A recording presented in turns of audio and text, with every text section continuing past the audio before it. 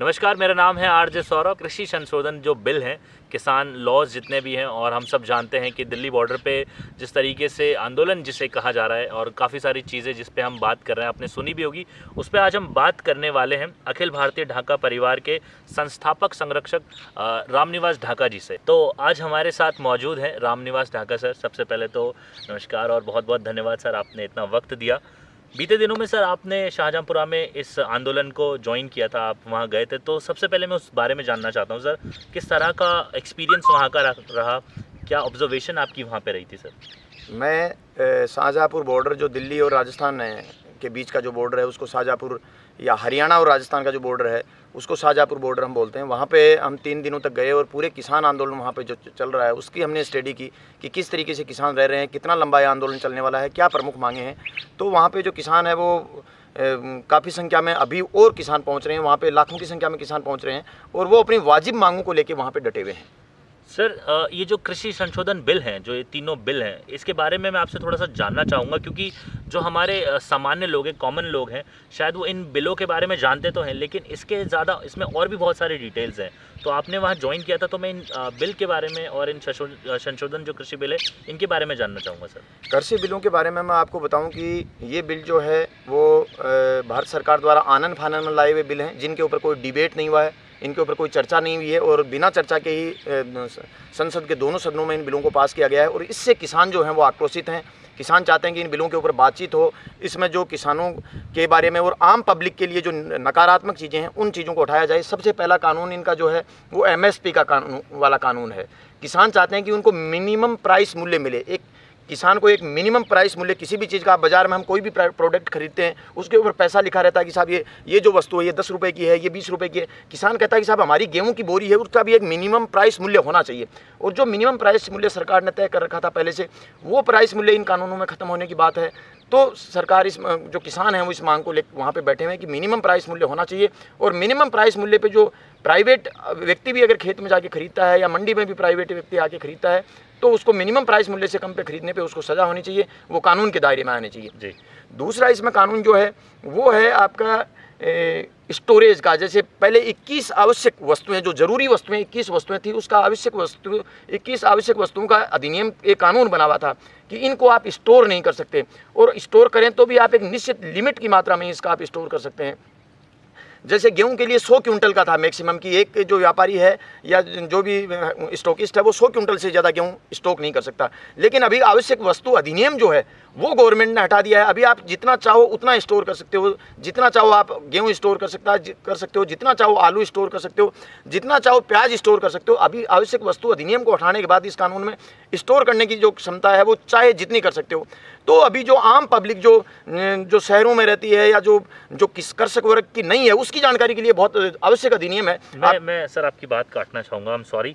मैं जानना चाहूँगा कि ये जो चीज़ है एक आम आदमी को किस तरीके से अफेक्ट करेगी, जैसे कि कॉमन मैन है उस पे क्या असर पड़ेगा, ये जो स्टोरेज वाला आपने बताया? बिल्कुल, मैं यही कह रहा था कि आम व्यक्ति पे, और विशेषकर जो कृषक नहीं है, जो किसान नहीं है, वो इस से ज़्यादा प्रभावित होगा।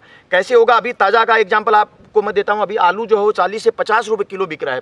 क्यों बिक रहा है, इसकी जानकारी के लिए मैं आपको बताऊँ कि आपका जो कन्नौज है, यूपी का सबसे ज़्यादा आलू उत्पादक राज्य है। वहाँ पर जो है ये बड़ी बड़ी कंपनियाँ जो हैं, इन्होंने अपने बड़े बड़े स्टोर्स बना लिए हैं। वहाँ पर आलू का स्टॉक जो है उन कंपनियों के स्टोरेज में है, और उसका परिणाम है कि जो आलू 2-3 रुपये किलो में किसान पैदा करता है, वो आज शहर में बैठे हुए एक आम उपभोक्ता तक वो आलू 30 रुपये, 40 रुपये, 50 रुपये किलो तक पहुंचा है। क्या आप अफसोस नहीं करेंगे कि आलू भी 50 रुपये किलो बिक सकता है? तो ये जैसे ही आवश्यक ये जो स्टॉक की जो सीमा हटाई जाएगी, तो जैसे ही उत्पादन होगा वैसे ही ये जो बड़े बड़े व्यापारी हैं, बड़े बड़े जो ये कॉरपोरेट घराने हैं, ये पूरा अनाज जो है वो खरीद के अपने बड़े बड़े गोदामों में, जिनको हम सेलो बोलते हैं, उनके अंदर इकट्ठा कर लेंगे और फिर जो है वो अपनी मनचाही रेट के ऊपर उसको बाहर निकालेंगे। तो जो आम उपभोक्ता जो बाजार में बैठा हुआ है और जो समझ रहा है कि किसान का जो ये आंदोलन चल रहा है उसको उनसे क्या लेना देना, मेरा इससे क्या लेना देना, मैं बिल्कुल कहता हूं कि उनका इससे लेना देना है। और जब ये कानून पूरी तरह से लागू हो जाएंगे, ये सेलोज, ये बड़े बड़े गोदाम बन जाएंगे, और जब ये आपको 40 रुपये 50 रुपये किलो में गेहूँ मिलने लगेगा, तभी आपको पता चलेगा कि हम लोग जो हैं वो किसानों का उस समय साथ देते, किसानों के साथ कंधे से कंधा मिलाकर खड़े होते, तो आज ये स्थितियाँ नहीं बनती और एक आम उपभोक्ता को वाजिब दर पर जो आवश्यक वस्तुएं हैं वो मिलती रहती। चलिए सर, बहुत बहुत शुक्रिया इस बारे में बताने के लिए। अगला सवाल मेरा सर ये है कि आज 26 से 27 दिन हो चुके हैं और 30 से ज़्यादा जो किसान हैं वो अपनी जान गंवा चुके हैं।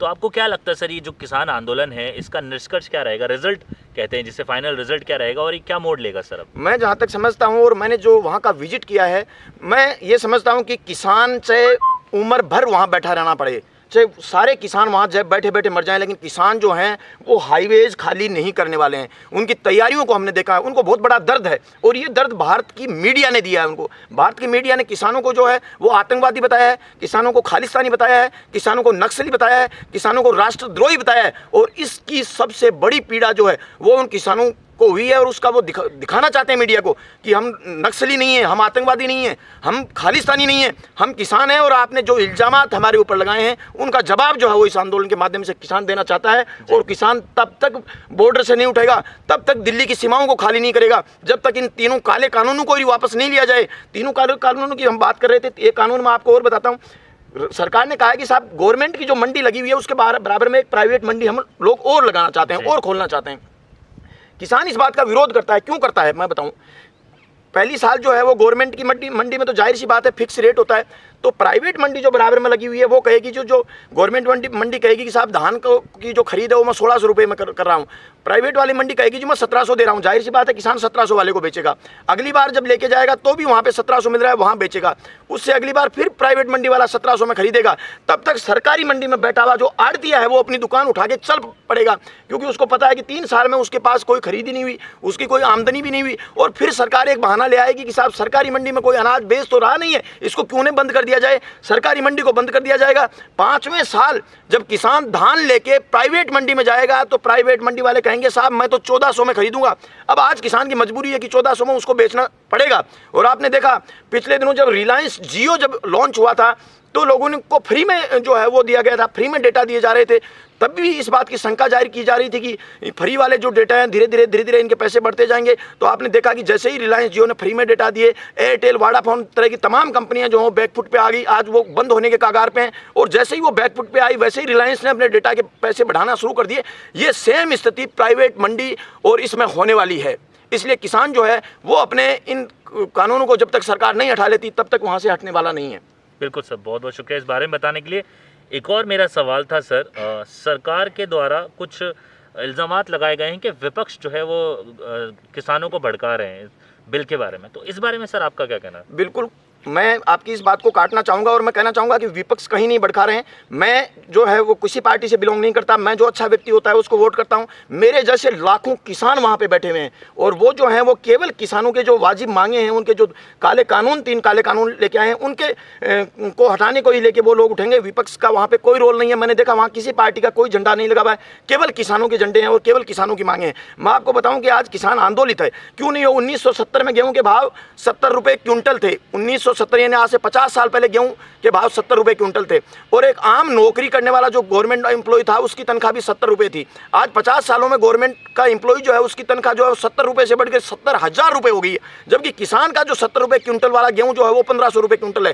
किसान की चीज़ों के दाम 18% बढ़े हैं, जबकि जो सरकारी एम्प्लॉय हैं या बाकी अन्य जो चीज़ें हैं उनके आप देख लीजिए, आप सोने को ले लीजिए।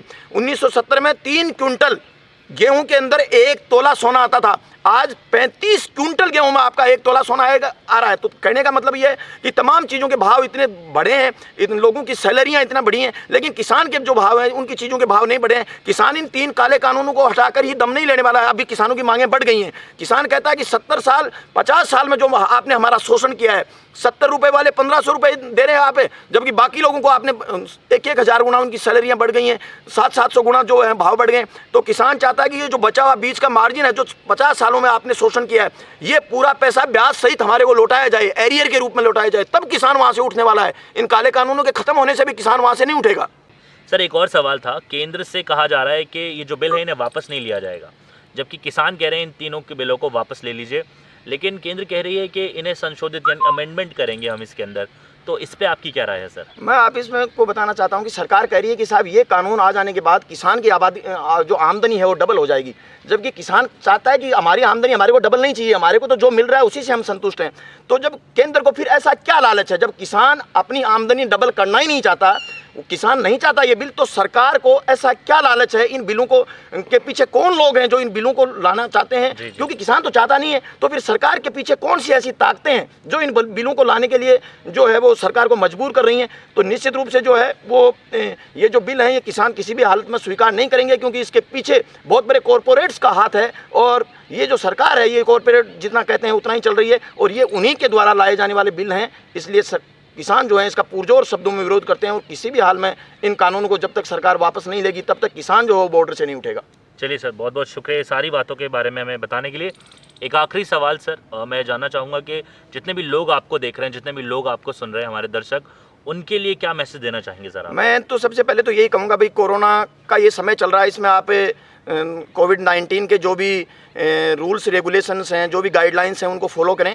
और अगर वैक्सीन जल्दी ही आने की उम्मीद है, वैक्सीन आ जाए तो उसके बाद भी आप लगातार पिछले आगामी 6 महीने तक कम से कम मास्क रखें। मास्क से वैसे भी एलर्जी वगैरह काफ़ी बीमारियां दूर होती हैं। तो एक तो मैं ये कहना चाहूँगा।